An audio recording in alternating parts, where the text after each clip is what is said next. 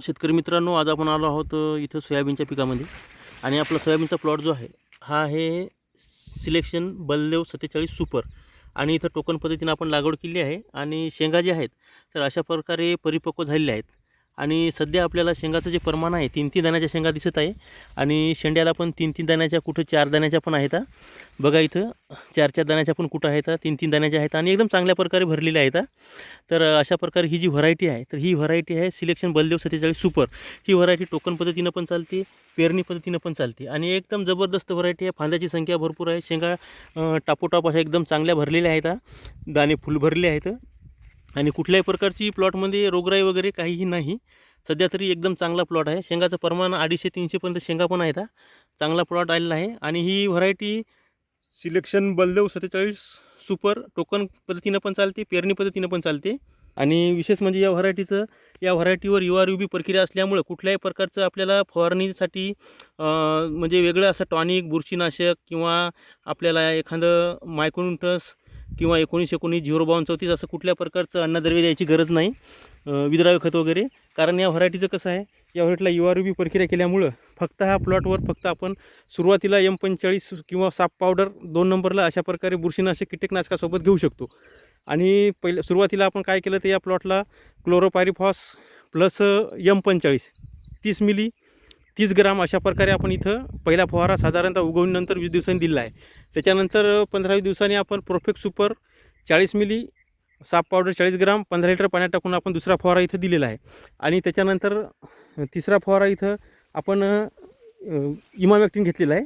आणि चौथा फवारा आपण ॲम्प्लिको घेतला आहे. बाकी कुठलंही याच्यासोबत बुरशीनाशक, टॉनिक, कीटकनाशक काही टाकलेलं नाही. आणि सध्या जो प्लॉट आहे तर प्लॉट आपला अशा प्रकारे एकदम चांगला डेव्हलप झालेला आहे. शेंगाचं प्रमाण पण खूप आहे, आपण इथं बघू शकता. आणि लागवड पद्धतीनं आहे. आता शेंगा काही भागात पक्व होत आहे, काही भागात पक्व झालेल्या आहेत. आणि थोडा प्रॉब्लेम आपल्याला एकच आलेला आहे या प्लॉटमध्ये. आपल्याला सर्वात महत्त्वाचं म्हणजे इथं वेलं जे आहेत त्या वेलं बघा अशा प्रकारे वेलं आलेले आहेत. हे बघा अशा प्रकारे वेलं, हे वेलं आपल्याला काढणं आवश्यक आहे. हे बहुतेक कुठल्या तरी बरबटी वगैरेचे आहे. आणि इथं कुठलंही अन्नद्रव्य न दिल्यामुळं आणि कसल्याही प्रकारचं आगाऊचा खर्च न लागल्यामुळं आपल्याला एकदम चांगल्या प्रकारे इथं कमी खर्चात एकदम चांगलं पीक येत आहे. आणि विशेष म्हणजे पानाची जी जाडी आहे ही जाडी एकदम आपल्याला जाड दिसते. हे बघा कशा प्रकारे जाड आहे. त्याच्यामुळे रसोषक किड्या हे याच्यावर येऊ शकत नाही, कारण आपण इथं URUB प्रक्रिया केली आहे.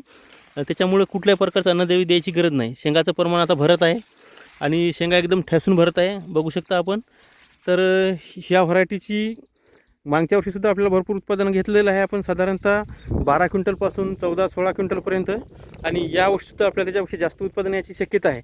आणि कुठलाही खर्च न करता आणि व्हायरस वगैरे कुठलं काहीही नाही. शेंगा बघा कशा प्रकारे ठॅसून भरत आहे, बघू शकता आपण अशा प्रकारे.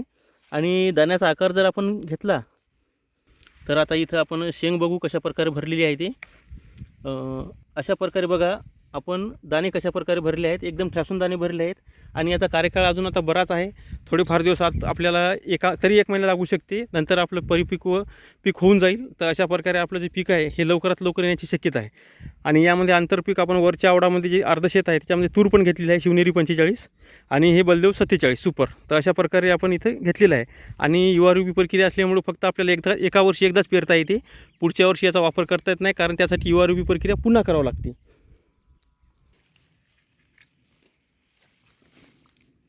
तर इथं बघा 4-4 दाण्याच्या पण शेंगा आहेत.